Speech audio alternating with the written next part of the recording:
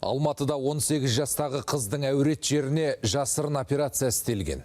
Ақылы схем жандарға арналған орталықта тігішегі жыртылған бойжеткенге ота жасап, 4 жерінен тігіп тастапты. Өзге қызметкерлер мұны біле тұра ешкім тіс жармаған. Тек 1 жылдан соң медбикелер жаппай жұмыстан қуыла бастағанда барлық былықтың беті ашылды.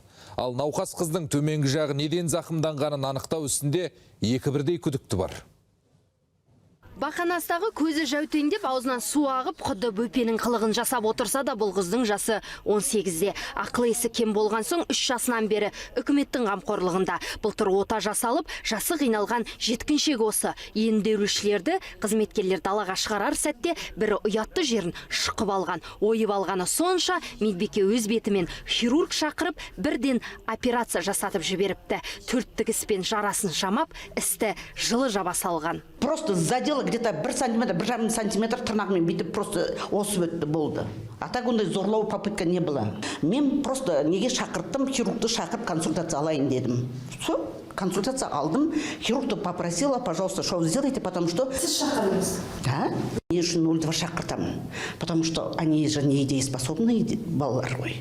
Ол енді ана баланы жазаламайды. Яғни, не оны қағазға түсірмеген, үстінен қарайтын басқармаға хабарламаған. Аутист бала түртіп алған соң, полицияны да шақыртуды керексімепті. Әйтеуір істі барынша бәрі жабылып, жасырып қалуға тырысқан. Бірақ Бақанастағы мекемеден жұмыстан шыққан қызметкерлер әлеуметтік бағдарламалар басқармасына хат жазып, шындықты айтқан. Тексеріс жүргізсе, расымен бар айғақты жойып үлгеріпті. Біз осы видеокамераға қатысты Алматы қаласына сараптама жүргіздік. Сол сараптаманың нәтижесінде 2024 жылда май айынан бастап жаңағы қыркүйекке дейін 4 айдағы болған запистардың барлығы механикалық түрде жойылған.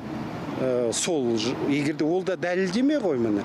Бейне бақылаудың бәрі өшірілген соң қызға кімнің тиіскені әзірге белгісіз. Бірақ екі бірдей адам күдікке ілінген. Бірі орталықта емделуші бала болса, екіншісі мейіргер, яғни санитар жігіт. 1 жыл өткен соң экспертизаға жіберіліп, тергеу басталды. Алайда ешқандай жауапкершілікке тартылмай, директор орнынан босап, тағы көптеген желінген ақшалар да анықталыпты.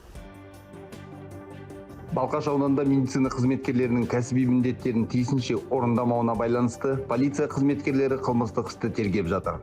Қазіргі уақытта болған оқиғаның барлық мән-жайын жан-жақты толық және объективті анықтауға бағытталған қажетті тергеу әрекеттерінің толық кешені жүргізілуде. Бақанас әлеуметтік көмек көрсету орталығы 100 адамға шақталған. Бүгінде 73 мүгедек үкіметтің қамқорлығында. Ал 18 жасар қыздың ата-анасы тірі 3 жасында бас тартқан. Осы тұста айта кету керек, ерекше бойжеткен сөйлей алмайды, жөргек киеді. Кәпелімде кім жөргегін шешіп, жәбір көрсеткені жұмбақ. Ал ауруханаға апармай, мекемеде ота жасаған хирургтың іс-әрекетін облыстық денсаулық сақтау басқармасы тексеріп жатыр. Гүлназия Мирханқызы, Сағынтай Мұңайтпасов, Еуразия бірінші арнасы, Алматы облысынан.